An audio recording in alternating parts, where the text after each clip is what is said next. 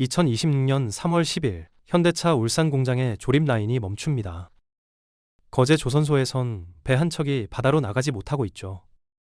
강남의 아파트 공사장, 크레인이 하늘에 그대로 얼어붙어 있습니다. 도대체 무슨 일이 벌어진 걸까요? 바로 노란봉투법 시행 첫날의 풍경이거든요. 2009년 쌍용차 해고 노동자들에게 시민들이 보낸 4만 7천 원짜리 노란봉투, 그 작은 연대가 16년 만에 법이 됐습니다. 하지만 전문가들은 경고하고 있어요. 이 법 하나로 대한민국 GDP 8.7조 원이 증발하고 19만 개의 일자리가 사라질 거라고요. 선한 의도로 만든 법이 왜 경제를 멈추게 만드는 걸까요? 2009년 5월 쌍용 자동차 평택 공장에서 980명이 하루아침에 일자리를 잃었습니다. 그들은 포기하지 않았어요. 77일 동안 공장을 점거하며 싸웠죠. 최루탄이 날아들고 물대포가 쏟아지는 와중에도 버텼습니다. 하지만 2014년 법원은 노조에 47억 원을 배상하라는 판결을 내렸어요. 한 노동자의 월급이 200만 원이라 쳐도 235년을 일해야 갚을 수 있는 금액이었습니다. 평생을 일해도 갚을 수 없는 빚의 굴레에 빠진 거죠. 집은 경매로 넘어갔고 가족들은 뿔뿔이 흩어졌어요. 그때 한 시민이 움직였습니다. 노란 봉투에 4만 7천 원을 넣어보냈어요. 다시 평범한 일상으로 돌아가세요 라는 짧은 메모와 함께였죠. 이 작은 연대가 SNS를 타고 번져나갔습니다. 4만 7천 명이 똑같이 4만 7천 원씩 모았고 15억 원이라는 기적이 만들어졌거든요. 십시일반의 힘이었습니다. 배상금은 갚았지만 상처는 남았어요. 30명이 넘는 노동자가 스스로 목숨을 끊었고 생존자들은 평생 트라우마를 안고 살아가야 했습니다. 그런데 2022년 거제 대우조선해양에서 똑같은 일이 벌어졌어요. 하청 노조가 51일간 파업을 했고 회사는 470억 원의 손해배상을 청구했습니다. 이번엔 10배가 넘는 금액이었죠. 국민들이 또 봉투를 모을 수는 없었어요. 잠자던 법안이 다시 깨어났습니다. 시민들의 분노가 국회를 움직였고 정치권이 움직이기 시작했죠. 16년간의 투쟁 끝에 2024년 노란봉투법이 국회를 통과했습니다. 눈물과 연대로 만들어진 법이었어요. 하지만 경제계는 지금 공포에 떨고 있습니다. 이 법 하나로 대한민국 경제가 멈출 수 있다면서요. 도대체 무엇이 문제일까요? 노란봉투법의 핵심은 개정안 제2조 2호에 있습니다. 사용자의 범위를 완전히 바꿔버렸거든요. 기존에는 직접 고용주, 그러니까 월급 주는 사람만 사용자였어요. 하지만 이제는 근로 조건을 실질적으로 지배하는 자로 대폭 확장됐습니다. 무슨 뜻이냐고요? 현대차 협력사에서 일하는 30대 김대리를 예로 들어볼게요. 김대리는 하청업체 소속이에요. 명함에는 5호산업이라고 적혀 있죠. 월급도 5호산업 사장이 줍니다. 하지만 실제로 일하는 곳은 현대차 울산 공장이에요. 출근 시간, 작업 속도, 하루 물량, 심지어 언제 쉬는지까지 현대차가 정합니다. 이제 김대리는 월급 주는 하청 사장이 아니라 실질적으로 명령하는 현대차를 상대로 직접 협상을 요구할 수 있어요.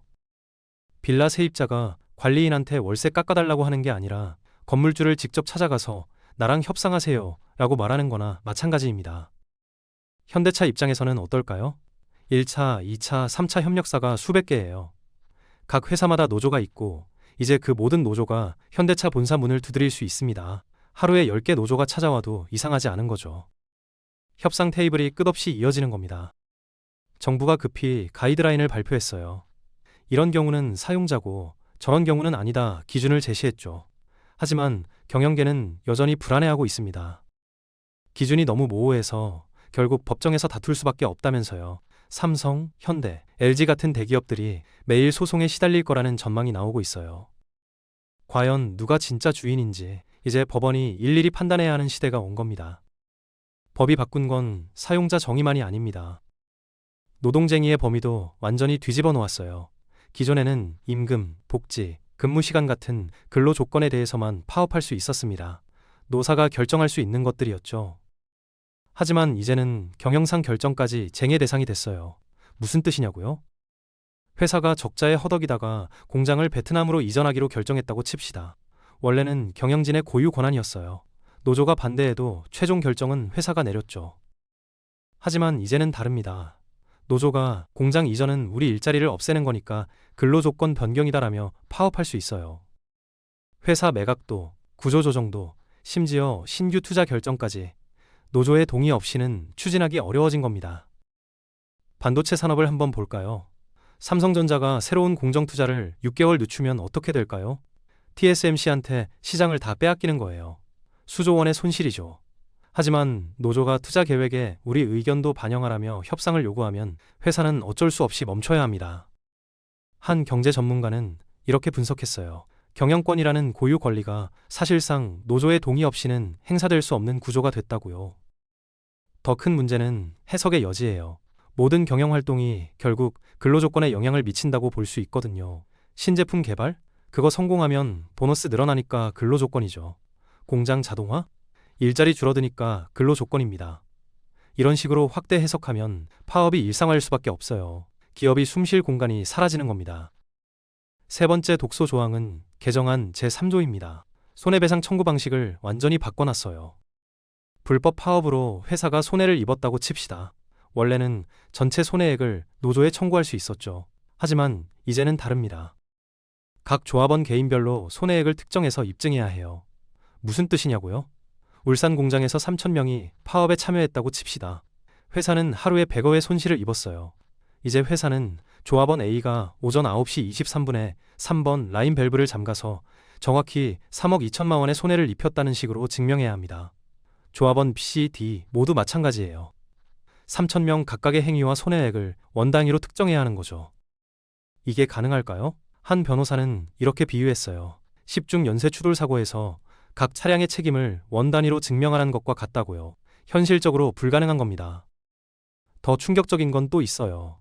조합원의 가족, 그러니까 신원보증인에 대한 배상 책임도 면제됐습니다. 예전에는 파업 참여자의 배우자나 부모가 연대보증을 섰거든요. 내가 책임지겠습니다 라고 서명한 거죠. 이제 그 보증이 무효가 됐어요. 파업 참여자는 더 이상 잃을 게 없습니다. 집도 가족 재산도 지킬 수 있으니까요. 보복성 손해배상을 막는다는 명분은 좋아요. 하지만 기업 입장에서는 어떨까요? 불법 행위에 대한 유일한 방어 수단을 완전히 잃어버린 겁니다. 파업이 과격해지고 장기화될 수밖에 없는 구조예요. 법이 만든 면죄부인 거죠. 이제 숫자로 말해볼까요? 파이터치 연구원이 정밀하게 분석했습니다. 노란봉투법이 시행되면 대한민국 GDP가 연간 약 8.7조 원 감소한다고 해요. 서울시 1년 예산이 50조 원 정도인데 그중 17%가 한순간에 증발하는 겁니다. 어떻게 이런 일이 벌어질까요? 대기업들이 움직이기 시작했어요. 법적 리스크를 피하려고 하청 계약을 대거 해지하는 거죠. 당신네 노조랑 우리가 직접 협상해야 한다고요? 손해배상도 못 받는다고요? 그럼 거래 안 하겠습니다. 이렇게 나오는 겁니다. 현대차 납품하던 부품사 사장 박 대표를 한번 볼까요? 20년간 현대차에 부품을 대왔어요. 직원이 150명입니다. 그런데 법무팀에서 보고가 올라왔죠. 노란봉투법 시행되면 우리 노조가 현대차한테 직접 협상 요구할 겁니다. 현대차가 계약 끊을 가능성 80%예요. 박 대표는 밤잠을 못 잡니다. 그 결과 전국적으로 약 19만 3천 개의 일자리가 사라질 거라는 전망이 나왔어요. 여의도 증권가 직원이 5만 명 정도인데 그 4배가 하루아침에 실직자가 되는 겁니다. 아이러니하죠? 노동자를 보호하려던 법이 노동자의 일자리를 없앤다니요. 특히 원청 대기업과 일하던 중소하청업체들이 가장 먼저 쓰러집니다. 한 경제학자는 이렇게 표현했어요. 약자를 보호하려는 울타리가 너무 높아서 오히려 아무도 그 안의 사람과 거래하려 하지 않는 비극이라고요. 담장이 높으면 안전할 것 같지만 결국 고립되는 거죠. 대기업들은 선택지가 있어요. 국내 협력사 대신 베트남, 인도네시아 업체를 쓰면 되니까요. 하지만 국내 중소기업은 갈 곳이 없습니다. 선한 의도로 만든 법이 최악의 결과를 초래하는 경제적 모순, 바로 이게 노란봉투법의 잔혹한 진실입니다.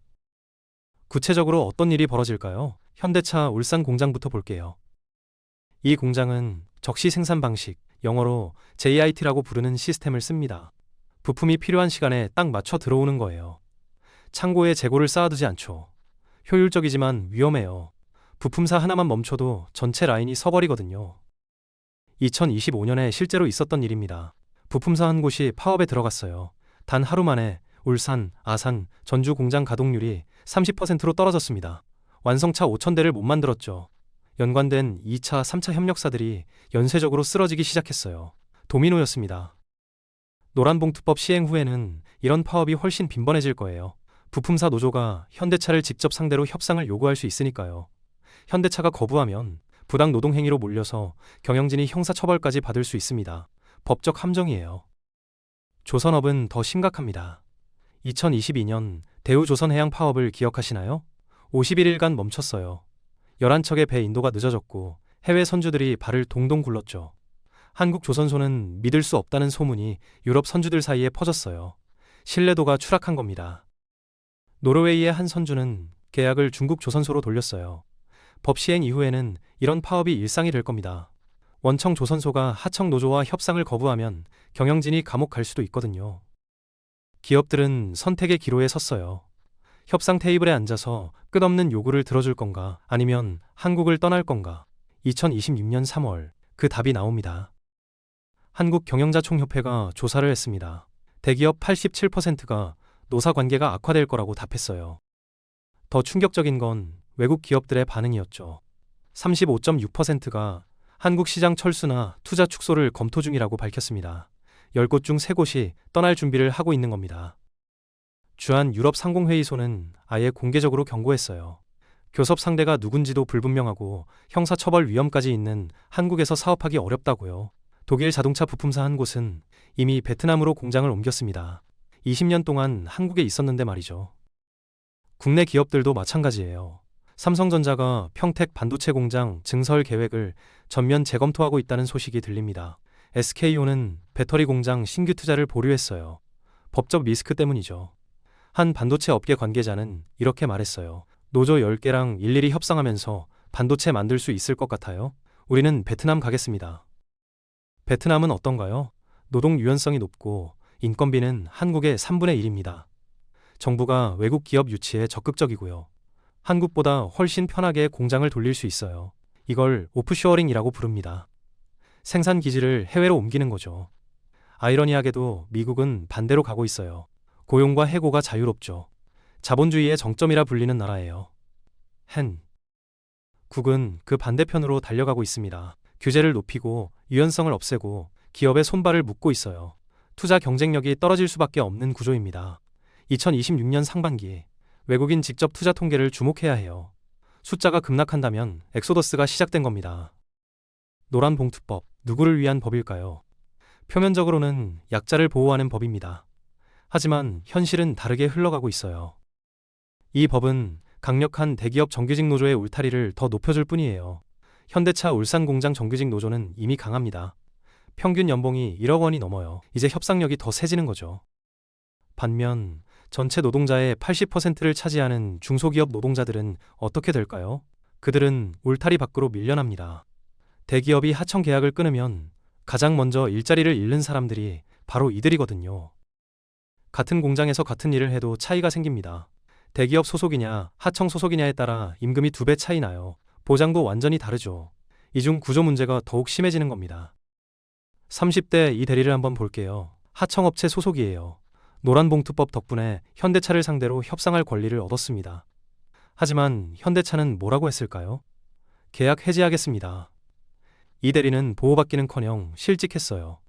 법이 만든 역설입니다.